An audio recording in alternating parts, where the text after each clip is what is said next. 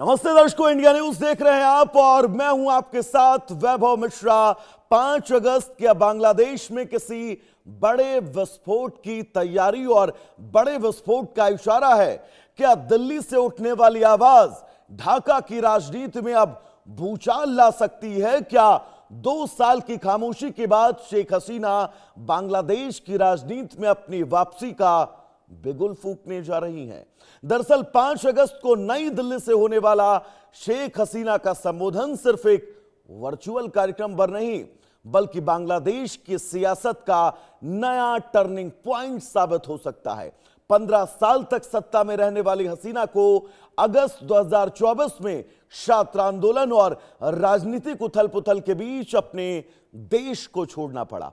अब ठीक 2 साल बाद वो पहली बार सार्वजनिक रूप से अपनी बात रखने जा रही हैं।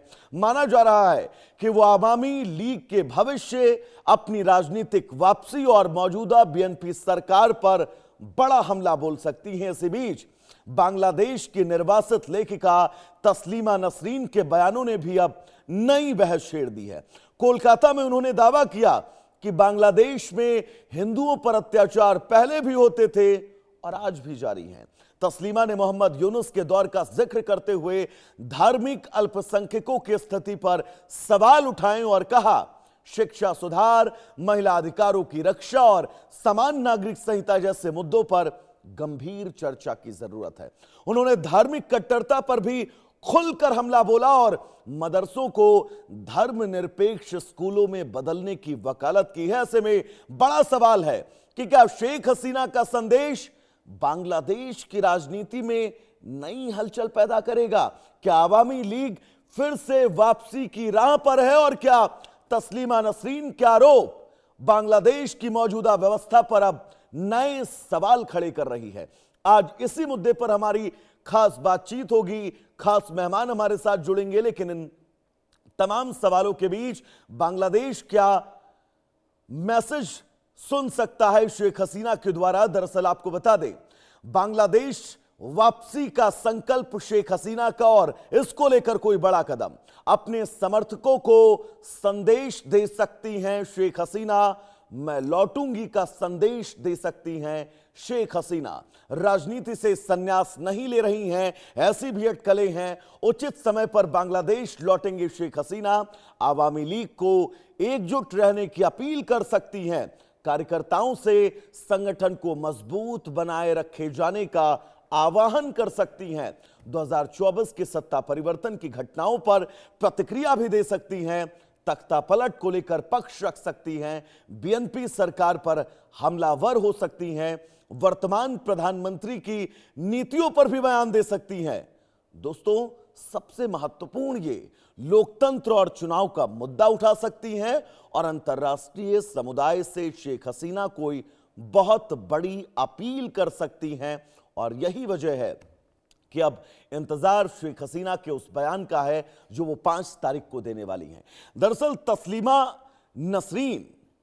तस्लीमा नसरीन ने क्या कुछ कहा है ये भी हम आपको सुनवाएंगे। लेकिन हमारे साथ मेहमान जुड़े हुए हैं। रवि अरोड़ा जी हैं, विदेश मामलों के जानकार हैं। रवि जी, बहुत स्वागत है आपका इंडिया न्यूज पर। 5 अगस्त वो तारीख, रवि सर, क्या ये मानकर चला जाए शेख हसीना का बयान बांग्लादेश की न सिर्फ राजनीतिक नींव को हिला सकता है बल्कि बांग्लादेश की कट्टरपंथी सरकार की रातों की नींद उड़ा सकता है?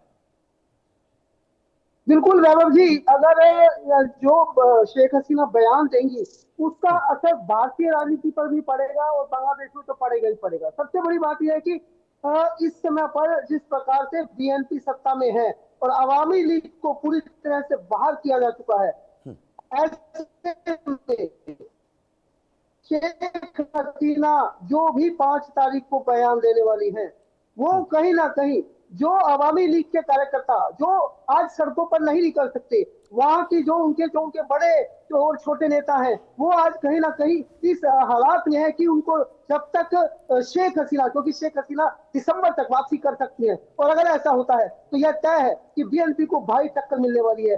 जो सपने देखे थे तारिक रहमान ने, उसको लगा था कि अब आवामी लीग पूरी तरह से खत्म कर दी जाएगी, उसको लगा था कि शेख हसीना अब कभी वापिस नहीं आएंगी, लेकिन शेख हसीना ने स्पष्ट कह सकती हैं कि वो वापिस आ रही हैं, दिसंबर तक आ रही हैं। और एक मैसेज उन्होंने देने की कोशिश भी की है। उन्होंने स्पष्ट कहा है कि चाहे उन्हें फांसी पर दे दी जाए, चाहे उन्हें जेल में भेज दिया जाए। और यहाँ तक कि बीएनपी के कुछ बड़े नेता इस बात का अंदेशा भी जता चुके हैं कि अगर शेख हसीना बांग्लादेश की धरती पर उतरती है तो उन्हें तुरंत गिरफ्तार कर लिया जाएगा। लेकिन सच्चाई यह है कि 5 तारीख को अब जिस प्रकार से शेख हसीना अपना बयान जारी करेंगी, उससे यह स्पष्ट लग रहा है कि अब बांग्लादेश में एक बार फिर से सियासी भूचाल आ सकता है, क्योंकि उनके बयानों पर यह तय है कि एक बार फिर से आवामी लीग वहां पर सत्ता में कूदेगी और आने वाले टाइम में यह भी तय करेगी कि किस प्रकार से आगे रणनीति बनाई जाए। क्योंकि अगर शेख हसीना वापसी जाती है तो यह तय है कि बीएनपी को न सिर्फ वो बड़ी टक्कर दे सकती हैं, और बल्कि आने वाले टाइम में वहां पे विपक्ष पूरी तरह से मजबूती से खड़ा नजर आएगा। ऐसे में जिस प्रकार से तारिक रहमान सरकार पूरी अपने पड़ोसी से जो रिश्ते बना रहा है, चाहे हम बात करें चाइना से, चाहे बात करें पाकिस्तान से, बात भारत भी तैयार है रिश्ते बनाने को। क्योंकि आपने देखा जिस प्रकार से ओम बिरला शपथ ग्रहण में भी शामिल हुए थे, तो एक तैयारी भारत सरकार भी चाहती है कि रिश्ते बने रहने चाहिए। पर तारिक रहमान एक कट्टरपंथी सरकार है और वो कहीं ना कहीं भारत विरोधी नीतियों पर काम कर रही है।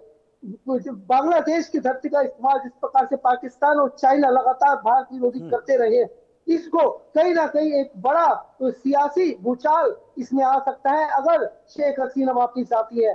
क्योंकि इससे कहीं ना कहीं न सिर्फ विपक्ष वहां पर मजबूत होगा, बल्कि यह स्पष्ट हो जाएगा कि आने वाले टाइम में एक बार फिर से बांग्लादेश के अंदर अवामी लीग अपने रवि कैंडिडेट साहब, सत्ता में उतार तस्लीमा सकती है। नसरीन के इस बयान का भी मैं जिक्र करना चाहूंगा। शेख हसीना की वापसी को लेकर संकेत, 5 तारीख को उनका संबोधन, उनकी बातचीत। इस बातचीत से पहले तस्लीमा नसरीन ने जो कहा है कि बांग्लादेश के अंदर धर्मनिरपेक्षता को सिखाए जाने की बहुत सख्त जरूरत है और बांग्लादेश में अगर आपको विकास चाहिए तो सबसे पहले कट्टरपंथता से आपको अपने आप को बहुत पीछे करना पड़ेगा।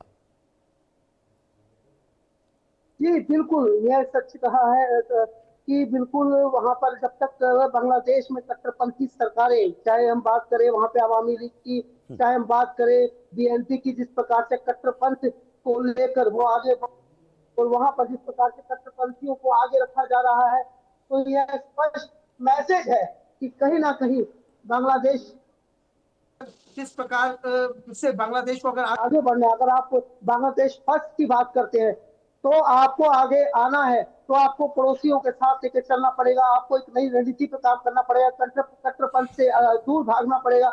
यह सब बातें आपको स्पष्ट तय करनी पड़ेंगी। और तस्लीमा नसरीन का जो बयान आया है वो मैं समझता हूँ कहीं ना कहीं बांग्लादेश के लिए बहुत ही सुचारू है, बहुत ही अच्छा है। लेकिन तारिक रहमान सरकार की मजबूरी यह है कि वो चाहकर भी कट्टरपंथियों को पीछे नहीं छोड़ सकते। यह साफ दिख रहा है कि अब आने वाले टाइम में अगर वहां पर दोबारा से आवामी लीग आती है तो यह तय है कि कुछ बड़ा हो सकता है, क्योंकि अब कट्टरपंथ के सहारे बांग्लादेश आगे नहीं बढ़ पाएगा। और यह बात वहां की सरकार को भी पता चल जाएगी, क्योंकि 5 तारीख को क्या क्या बयान देती है शेख हसीना, यह देखने वाली बात रहेगी। जी रवि सर, बांग्लादेश में शेख हसीना के भारत पहुंचने के बाद से वहां की 2 सरकारें और इन 2 सरकारों में अल्पसंख्यक हिंदुओं के साथ जो प्रताड़ना हुई है वो तस्वीरें पूरे विश्व ने देखी हैं। किस तरह से वहां पर 82 फुट के प्रभु श्री राम की उस मूर्ति का विरोध किया गया, जिस मूर्ति को वहां के अल्पसंख्यक समुदाय लोग चंदा कलेक्ट करके बना रहे थे। वहां पर मंदिरों को अवैध बताकर तोड़ा गया, वहां पर हिंदू लोगों की लिंचिंग की जा रही है। इन तमाम तस्वीरों के बीच यह समझना होगा कि बांग्लादेश जिस दिशा में आगे बढ़ रहा है वो दिशा बांग्लादेश के भविष्य को अंधेरे में ले जा रही है।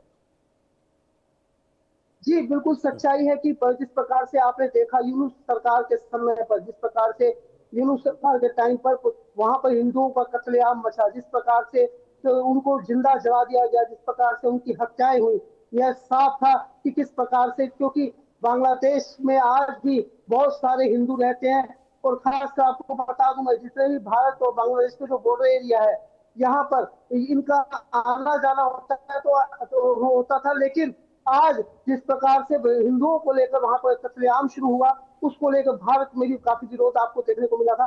तो अब जिस प्रकार से यूनुस सरकार लगातार, और वहां के मंत्री भी, वहां की सरकार भी, वहां के चुनावों में भी देखा गया किस प्रकार से हिंदू विरोधी माहौल पूरा तैयार किया गया, तो यह तय था कि आने वाले टाइम में कुछ बड़ा बदलाव हो सकता है। लेकिन अब जिस प्रकार से डिमांड उठ रही है, जिस प्रकार से अब लगने लगा है कि इस प्रकार से कट्टरपंथ के सहारे बांग्लादेश आगे नहीं बढ़ सकता, और अब जिस प्रकार से आप देख रहे हैं कि तारिक रहमान भी सरकार आने के बावजूद भी वहां पर हिंदुओं को बेशक एक हिंदू मंत्री जरूर दिया गया, एक बुद्धिस्ट मंत्री भी दिया गया, लेकिन उसके बावजूद भी हिंदुओं पर अत्याचार आज भी जारी है। वहां पर जिस प्रकार से श्री राम की मूर्ति की बात करें या किसी दूसरे धर्म की बात करें, वहां पर उनको जिस प्रकार से मैं समझता हूँ बहिष्कार वहां पे किया जा रहा है, जिस और प्रकार से बिल्कुल वहां रवि पे साहब, बहुत मुस्लिम महत्वपूर्ण कट्टरपंथ बातें सबको आप पढ़ा दर्शकों जाते हैं। तक पहुंचा रहे हैं। फिलहाल आपका बहुत बहुत शुक्रिया इस तमाम जरूरी अपडेट्स को हमारे दर्शकों तक पहुंचा